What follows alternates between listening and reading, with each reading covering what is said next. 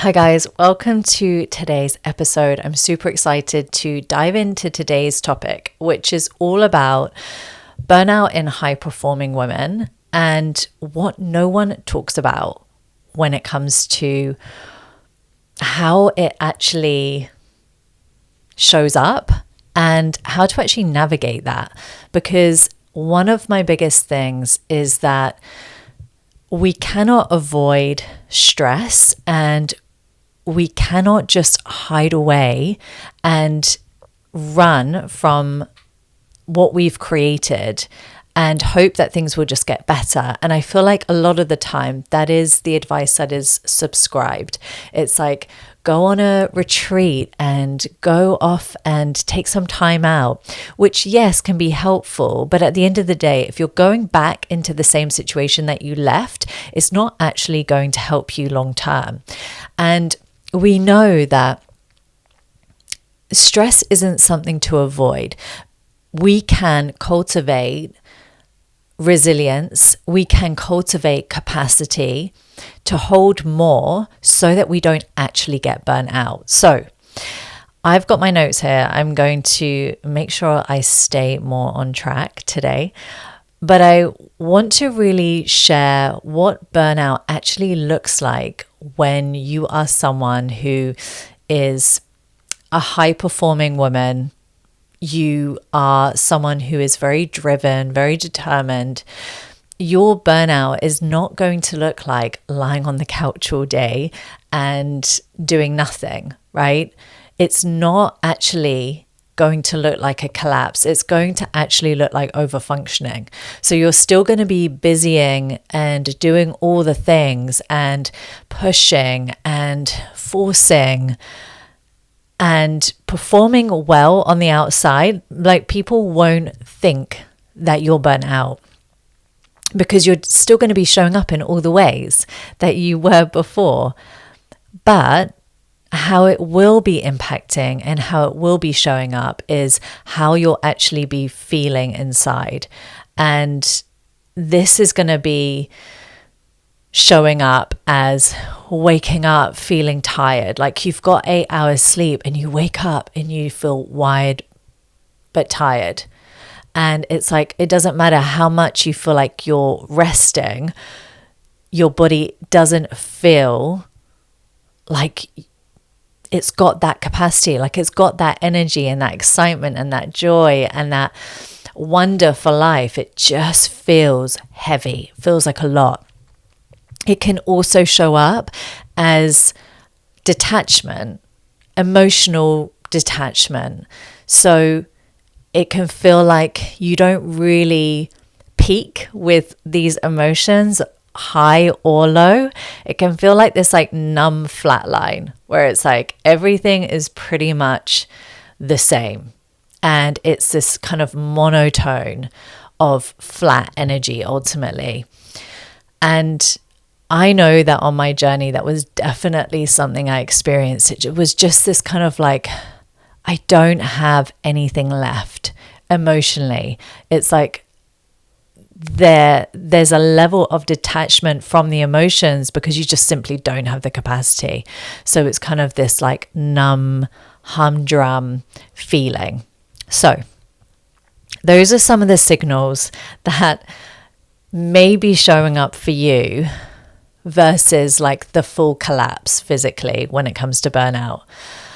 And the truth is that when you are experiencing that, the traditional wellness advice really doesn't work. Like going on a retreat or having the green juice or having a rest day, they really do not go to the root and fix what is going on a nervous system level. So that's why it can feel like you're doing all the right things and it's not helping, because mindset really without somatic safety leads to not much. And ultimately, if you're just doing the mindset stuff or you're just doing these reset days, it's really still ignoring why you are operating in this way, why you're actually navigating and working in a way that puts you into such depletion. It's not going to go to the root, and therefore when you come back into the same patterns and the same routine, it's not going to shift anything. Ultimately, it's going to lead to another cycle of burnout later on down the line, which is what we want to stop, that pattern from repeating ultimately. And so really at the root of the burnout cycle is the nervous system responses, which are fight, flight, freeze, fawn. And on a deeper level, we can really look at what is the real root that is cultivating and creating this level of ultimately self-abandonment, right? Because it's like you're saying yes to things when your body is saying no. You're not really slowing down or listening to what you need and honoring that. And so if you're leading a team, this can look like constantly overgiving and overextending yourself to team members and not putting those boundaries in place that actually really support your energy to stay connected with what you actually do need to stay connected with as a leader, which is the vision and the higher level stuff. I'm not talking about higher level in terms of hierarchy, but your vision, your overarching view of where you're going and being the driver for that is way more important than getting really stuck into the nitty-gritty weeds of the day-to-day things. And that can zap a lot of energy. And this is different for everyone, because some people get a lot of energy from actually having a lot of interaction with team. For other people, they don't at all. It really actually wipes their energy.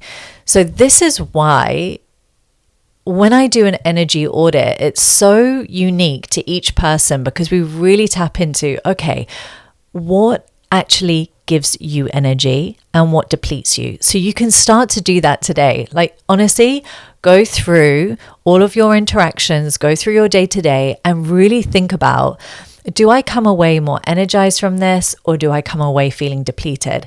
And look, there'll be some things as a business owner, or, navigating being the CEO of the company or doing whatever you're doing, that you will need to still show up to.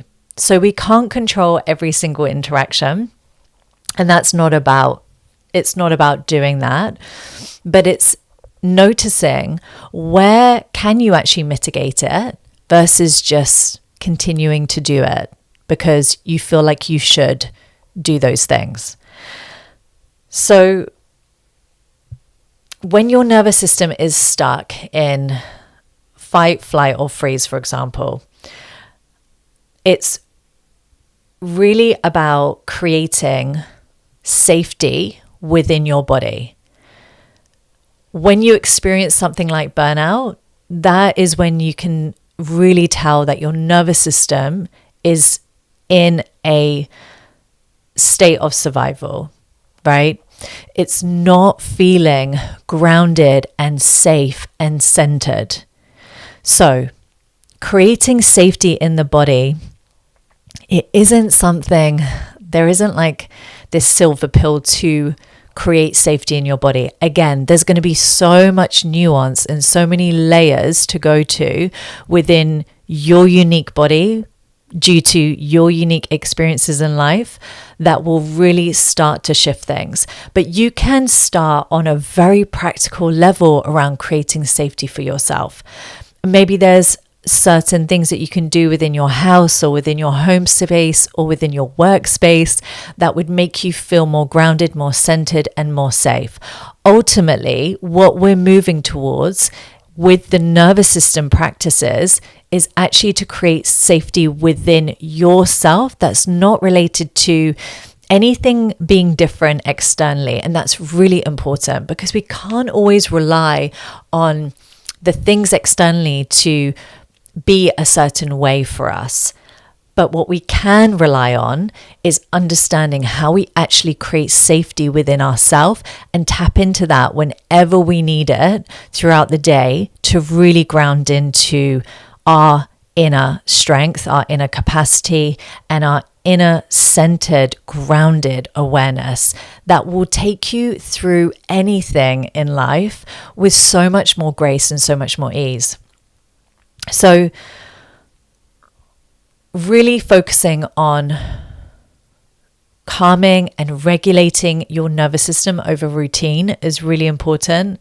Embodiment over optimization, right? Letting go of that performance and perfectionism can be a big one for many. And really prioritizing somatic resets, nervous system regulation, and boundaries, and really creating a new identity within yourself that is really rooted in worthiness, capacity, and not needing to prove anything. So one of my favorite nervous system regulation practices that I do every single day is breath work. And I know that actually using the breath to put your body into a stressful situation can actually help to build your capacity to be able to hold stress without it actually frying your system. And so when I do breath work daily, it is a really strong activating breath, right? So I'm not just like meditating in a nice relaxed state. I'm actually pushing my body to expand the capacity to hold the sensation that arises when I'm actually doing this activation breath. And it doesn't take more than 15 minutes to totally shift my state and come back into my center and come back into actually feeling a state of calm and inner peace. Because what happens is when you intentionally put yourself into that stressful response through your breath, over time, it actually is incredibly powerful for regulating your nervous system. So I can always do a recording where I can guide you through something like that, but let me know what has really landed for you. What have you taken away? What have you noticed around people, places, environments that you have been putting yourself in that are actually really draining your energy that you now get to say no to? And this isn't about making your world smaller, but it is about really setting these boundaries and allowing yourself to first create that level of safety within yourself. And then you can start to expand your capacity to hold more and go into any situation and know that you feel so supported, so held, so safe in every single environment that you walk into. So send me a DM if you've got any questions over on Instagram, simonewhiteman.co. The Whiteman is spelled WIGHTMAN.co. Would love to hear your takeaways and what really landed for you today. And also, if there's any topics that you really would love me to dive in deeper on tomorrow's or the next week, would love to hear from you. Sending you so much love and speak soon.